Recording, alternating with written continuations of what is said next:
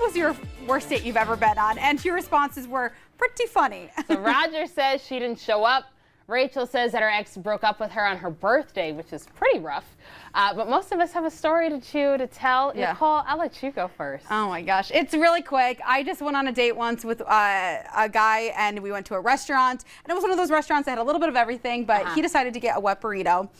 And there was no silverware on our table, and he started eating it with his bare hands. A steaming hot, right out of the oven, however you bake it, and he used his bare hands. And I'm telling you, there's enchilada sauce all over his fingers. And I said, do you want me to get you some silverware? He's like, oh, no, I'm good. I'm like, are your fingers burning?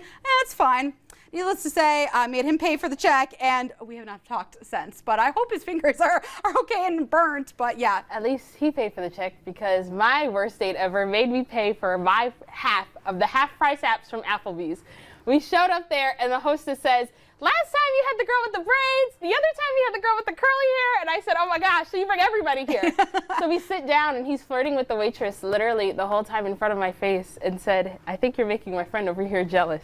And then he finally drove me home, and you know when someone's like poking you, trying to get you to be upset? Yeah. So he kept saying little things to me to see if I was gonna like be upset by all of this. I left, he was in the middle of saying something to me, dropped me off. He's in the middle of saying something to me, I don't know what he said. I just walked out the door and closed it, the car door, as he's talking to me. He told my friends, I jumped out of the car while it was still moving. I thought I was dramatic. Yeah, It turns out I found somebody who was worse than me. Yeah. So I'll take a wet burrito. Yeah. If I were you, but I don't know. It's so nasty to think about. Well, tomorrow,